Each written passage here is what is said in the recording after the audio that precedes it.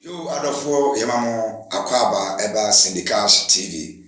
Enen so ayeda fofora onyankopon de akyeye. Na enya betra se dia na ensem a eho hia.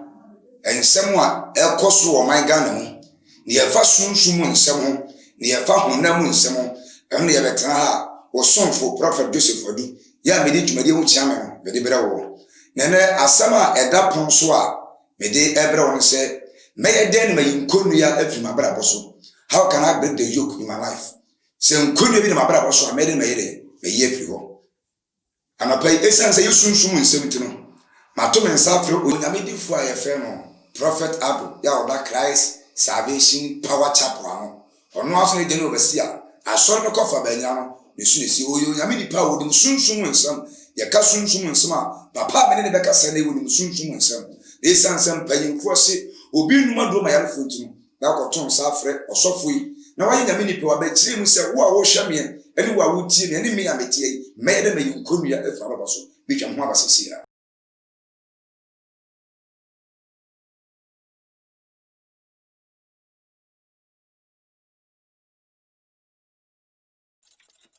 Yo adofo ya shine aba osofo ya anopa so dwen kam enka so na mpacho bia boko de jana do de wadi ase ya osofo na pede meton sa afre wa enya bone na empemfo se bone kura yekure mu na wako onyame difu edie ensem bi koso a eha busua eha asofo eha asafoma and he said, how can I break the yoke in my life or in my family? Unkonu ya dama bara boso na dama busua meden en me yefio. Wabusa asem na asem abusa no ehia yie papa ehia yie asem da bia metadi nkomo de ma me kana sa se asem Bible kan me acha se nya ne hona no moja ana enya se de ni wi mu tumfo ne ahobone abeyifu agya no mtie enum didi ko ba ya amwa ne no mo nam cha se enema no adana fi hunam akọ yakwa ya namo yetutu nyina no yakasa adane akọ efi ya nanam penso na ye nanam nim ana abesi nne ama nne dey no amma enima bi ekoso a ya bra bomu a titru na mekasa befu enom didi enom nam ya de ni nyina akoso ye om Okay. Enso ibekomu no kra no na befu bi a owo fie no no bia no onwi nipa nam onse ya de ebia ne de ne sem bi odidi bola so ne de ne sem bi a ode bo ne ma ho ban na esan se obi de enkoso na ni mantimi mpelenti no ni ada ye ni de abeno ye bekompo no se ne pa no ko nye bayifo enso esan se ne ma ekoso hunhum nti no na apie hunam na ye hu bebe enfamfa nti no ye de aso ni papa ko pese on na ebaye ono na haye enso na ye konua bi a eda busua ni mu eno na akofa sa ne ma no aba ade na meka ho asam di kan aye ensu tumi Okay. abosum tumi yemfa nkonwa tumi ka ho ti sa ne ma minu wi ana ya de na sefo no ni moti ano ma me wata no no ma amaka Okay. ana yakofo mu nyina de ho ba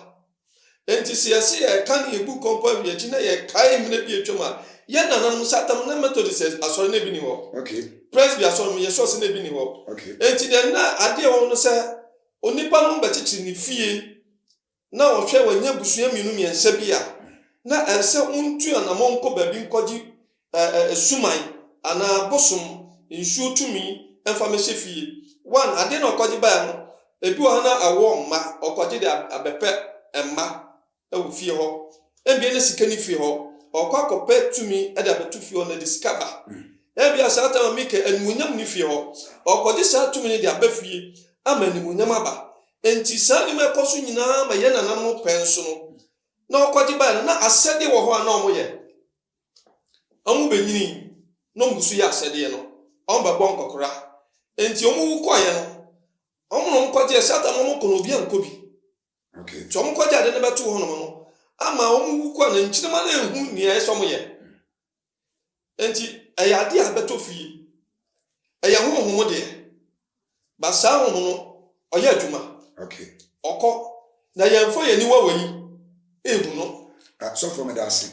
okay say e ya honhom yo na say me pese matiefo na mahefo no ti aye say e ya honhom ma e ya adwuma de a na ma bi say honhom ye pam no ana ye kum eka mo waka mama me de madwensi ni mabi so yesi uti na akofa yinchi sa ade go refu na akofa yinchi sa akofa yinchi sa medikan chia ahwefo ane madofo a minimum de da sa ye den a mo behu me sa ntimi chia mu nyina won adu ba bi na eja mo hyemi nkuran mi chia mu nyina nyame nkoso ahwe mo so na adwuma yin so de ane dia no so nyame nkoso ama ne nyansa ne nimdia na ntimi fa empeja na wasem na o kansa yitimi pam no ana yekunu no ade bia ni wono ma meka sa yentimi pam na ekum na ya na ne den de no kwasem enti aya ne ya sofo no yetimi ye anima bi obi aba me nchen na sam nyina ne se onya ba okọ hospital no doctor say we need program sa enti sofo ba me nchen mi hunu se eye honhom bi na wo fie na ha no sa abia na wo nyima bi ese me mfa nka no ana se empaye bi ese me mo sa mpaye no ama sa honhom no intu nko no na bia man fa sa kwan so one ade ba ko no kwasem na meka no de eba no se imagine sika mi hia we na me si o ma ya wie enso ye nkom no na nye sika ne nema me die no ano na etimi apam sa honhom no okay na na chiwade wo ho okay enti ade bia wo na chiwade okay ati mpacho ma papa so na me bi si asem ko se de hia me no kase obi wa buruchu bi Ghana ha enkomi bi da busu ma obre ohun na mane oton ayento onu kro ye wo spiritual marriage enkomi bi tibi sa de ya bre na because the interview business answer ye woni be was aso me no kase no na bra ba wo ba no wo de asa bayifu a ma yesi no ono wana ohwinti kro se bayifu na ene ye ka enkomi asem ka be mu se se nipa no wo sa o ha o me enkomi de fia enkomi be tibi spiritual marriage abra na e be to ma ni sika sema na bra ba ya basana wa ma wasin kro awasin agumi pa sama ho ka no nyame shira amen nyame di fo nyame shira pa se wo ko yi say interest me aba to the be fa be fo to nchan na yen kwa asam no so dia me pese me hunu se sa honhom na yakobo na yatu ni din se nkonua no nkonua na ya adesoa sa adesoa asunyan yentimi nyimfi yes kwa nso ene fa ni nkonua enti sa honhom no o ma sa honhom awade okay de to so mienu sa honhom kro no ana meka se ye nanam na kofa ba o mawu ko no na fa ye nchima yentimi ehu na kade nye na ye gya ye se kwa asode no sa honhom no ansu ku awade sa honhom no ansu manipa wu rofro sa honhom no ansu sesika sa honhom no ama obi etukwan kwa brochire ama still o ye hwenye ye ma me kofa se mo emra me best 7 years ni me kwatwea kobo mpaye na me ko share ma me bi na me bo mpaye na ma me beka me ho na ye bo mpaye entuturu mpaye bo no mu ano ana urade de ni entesem biedi na me bo mpaye ma me no na ho beka safa ni mu na ye wie me busekusa ne nsam na ho na ho ka no me pese me modi bi edi no ye tano enso tano ye Ghana enso tano ye na de on say asem na ye ka ni akofa ba no de on say papa no ade ne ma ekose tano no ase na ade a no de ko mano no afibia ya akokoba akoko a we hwan fofo ne ba keto an ketwa ani ade o de ko afibia ana papa ne bewi enti papa ne bewi ye no maame ne se kwasakra kwa asore maame ne manyina so kwa asore ana maame ne papa ne atukwan akọ Canada aye juma so many years sa eyi bia na asem si ama ne ba ne manisika enti ekodu ba bi na se no bosom no se ade a ope an se eso mo de akokoba ane titisika ka pre ne nyama no sempoa no anu na oji osafo me na wasi omi twa no na se sese ya me no kase obi akokonfo bi ho wakosofo bi ho wakomala bi ho malam se fa 20 million bra na me nko mi ko check wo sunsun wa de 20 million adi wade 30 million di honhom na saa koso tiama na saa de no enye physical sika e di na bi tuare mu ya de nka pre no we ne tua eno na ye adwuma ene no ma mi misa koso se obi a wakọ osofo ho ana amalam ho ana odi nsimo na ya de ne saa sika no na ade kura nipa ne ya anye ye na nipa no onye de di kan se yema ye na sika no mo jedi no kwasempa na adia wo ho ne se nsofo no ba bom paye ade ma se nipa no to da bia man onfa ne yefronto ho di man one day one say na se nipa na ba no ye ka ho na ma sa akonu ade so no aso yen okonu wo hwe ne mpa wan ne tade hye no onprema wo sofo mfa wo sa ento no so wow eso du be bia na se ensa no ye adwuma o ne bia no so ama honhom bia edi abusua no so no dia ye konu na ntimi firi ho because the sofo no fini mu nyina na wo bom paye a me ye so se ensa na dan so no eba ko ka honhom no enti sofo bo aseme de me meja deliverance ko deliverance na wodi hia enti sa eye ka ho te ano aka ho ma se enso man kuta problems ekoso because the na me kan de komu na bosu be dan ho bi se agese omode na bo ade abre no ansa no omo be yu onsa so for my se wase mo yo obi ya ye break and go still who money na chi be se bi se why deep for the be se bi bia na ye break and go na se bi wa che na chi wa de kan de o no se se de chi wa de kan na chi wa de na be kan dudu no ya wo break ade no eye dan ya honhom na ti ni mu no aya ni pam pesa de ne ye okay ana wo ye hwan e bi mpebisa wo firi hin ade na menyama no okay enti abre wo bisa no honhom no be kasa sa enya tro si ati honhom maspa wo yo difo pa na de mi kan wo beti ase eye dan ya honhom be kasa ade na menyama no ma ye bia mu ni pa bebre amom ho to enti abro bakasa wona mihia utimi yema ngo ndipa ne timi ware so ye ntia bi say maami bi frey some years ago oso ni nua mema ya asofo me yensa na ni nua mema asofo adi se break and go na me ka kire am say adi se honhom ware na won I say na ka de kan maami so won ti ase na ne brada na mo ya asofo ne say e break and go o basre se break and go so o ma break ya eso enko mesi bi no kase wanye sikani pa wo Europe a o ya stamp ba ise papa ne ba so ba wara no ade na hyase ne ho di ti papa no so ahyase ekọ me yo bia abra na me so ba yes 12 years no so na me wani ekwatiri mi hu dua ano no kwasa na me ka cho no mi hu dua no dua awano dua wani sunsun dua bi a enya no awahune sa wona woni mu asem no de me kan be hu sa sa ni menina yakasa nyina omote ayapa yeyi ni me bi fo na me ka se mi cho yes sama twa se na sama nante minim se na sama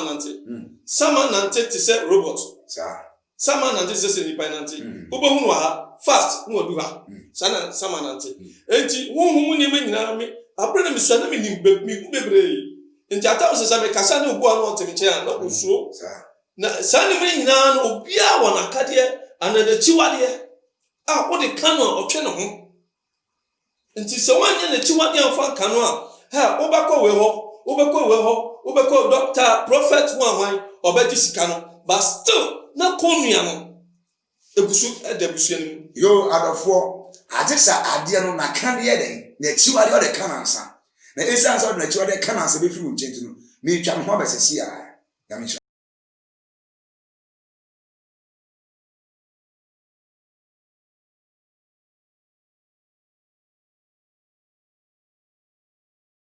yo adafo yekoya yasan ababio osafo yekona wo kasa se agise na kandi ana na tuade kan me no kasa ru aborochiri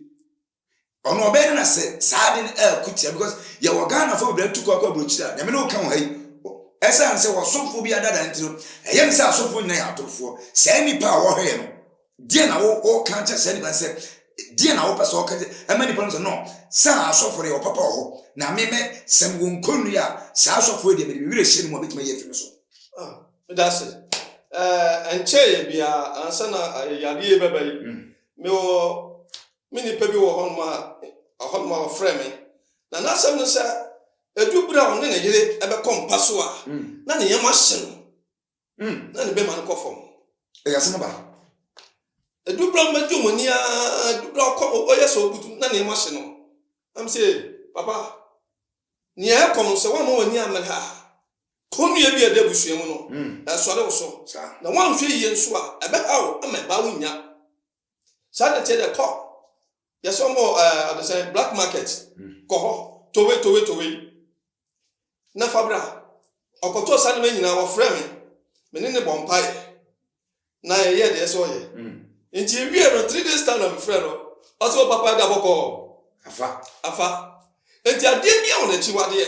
won ade ba ko say America no say aya atam say papa no omosua ade akwatiri yenim babo mu pa te to le be na ye ya dwuna fini ma bi e koso huhu ya fa say normal but ente sa metima ka so be hu say sofo bi pa aware awo bo ye sofo pani but be ko na ne ba e yare wo be ko na bibi e koso huhu enso ye sofo pani pa esanse ba trokunku na wasua no a amana dwe nyina fi say bibi wo ho sofo asem na okamintua no me ka se ye wo a wo no tomato de sim ye wo no wuro mem ye de awura ni tirim se bible no be e na woni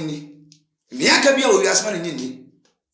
ma me ka se yesu so ka asem betire asuafo no se me kam honhum me kam honam nsa no ma nte ase a na me kam wo soro ahirim se me da te ase eti obi a ye wo na tomato de sim wuro mem no onam sa ha mu a ne sofo asema ne nkopɛ solution no be den media de metima kan se wenya nkase ye kan se maso ye wa ha enti bo aho na bra na mu de yan kan mo nti asen se edu be bi na sanche na ya mo hu kwantre ne no but kan hu no se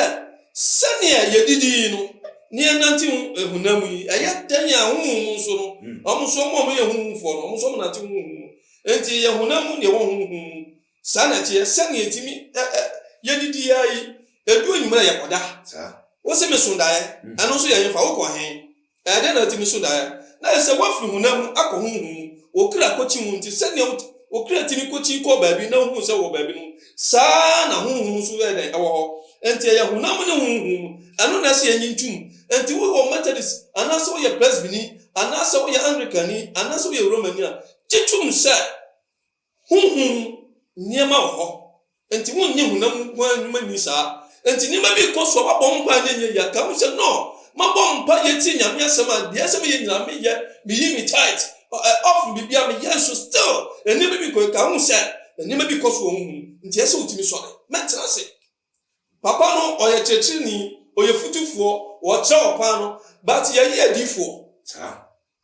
and it now can Ezekiel 34 verse 11 oba kira o se det because o se na meanwhile no minimum na wo hwete na ma boabo mo ano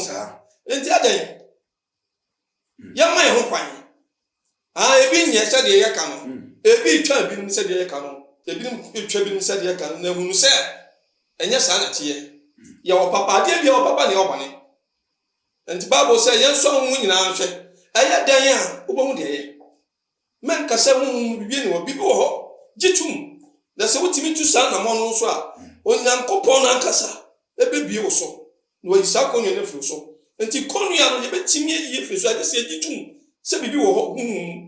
sofo na se nkonu betimi ye firi so a wan to na wan to pa kure se wo to wa no wo ti wa betra se sa ana be ma beba wo hu ofede be ma beba wo ba beba wo aduma ni nyame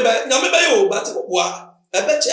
oso boa no enti betra se nyame be ani ma koso unam fo mu sha se ye aduma ni obi akoso ba nko ade wo busa se firi mfa wo ma me busa mo hwe se hwanu ni timi peja ni pa nti boko ma se ni papa ko pe obeti na bakwasem no na se ni pa no fa baabi obeti na bakwasem no na wantena se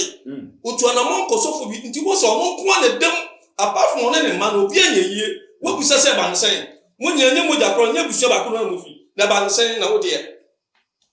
sofo era wasi ene wa kansem na yebre no ya yebe obi a wo hye obi a wo tie no afutu nseme na ode ma no die na wo ka chi ni se nipa na ba mabuo na ne da so nyina sa ye se ukoni na eda mo so ko si afebo de betima ka che tiefo anasa afefo nyina se se nia ko bia mfa ho ne sofo bia waji usika mfa ho ani ade bia okototoye mfa ho ne akoko bi nima dia ko baby de me pese me mount asese maintenance oti fa ko a oti wade so sorry na ye tin a ewade obebi hana to so na moment ka se bibi ni ho bibi wo enya sanke da yen tuprum bibi wo pa me de sam se me kan hu menta minima hu esun ye wo spirit bi esun ti na ya tam obi ona ba bi no koru ba bi na wose agu mu ye wo hu ma owa ba ye fu emi hu o te sem frama eye tum na sa da mutimi okoso ya utimi fa ni mu na ma pie enti so woko pim sa na fa ni pie na wose agu enti hu ma de ho baba enti afuto me de mo se menka se bibi ni ho bibi ho nemom ma woni mra ho so na so de fi bia wote na nyame so beboa yo sofo ne o do number betudwa na obi a wo hwe ya wo nkunye bi ni amane no wa frew na emwa betimi di aboa no wo di aboa no my number any 0249 28 72 19 my number no o from ya anytime be free bia no meje so yo adofo ye da wase bebre osofo de number tudwa wa kan ye ya che onipa ba entna ho odifo akasa akire wa kire okwan a ofa so a obedi yie cause enkunwa no ne eto maame ato ne eto papa ato o sister panyin the same thing o sister ko ye wabetina fie o nso akọ wabetina fie o sister ko abrochire wanya hwe wabetina fie sa no nso aba tie me anapa odifo akasa odifo ado akasa akire ma wani mra ho so na ba bia wo a wo hwe bia fa papa yi na ma onyame be fa papa yi so ama wade bia ase bia no wasiesi ade ama onyame nhyira pa se ne wo do afide to sidika sibi me a me di dwade tane no me di prophet adu ewade nhyira bebre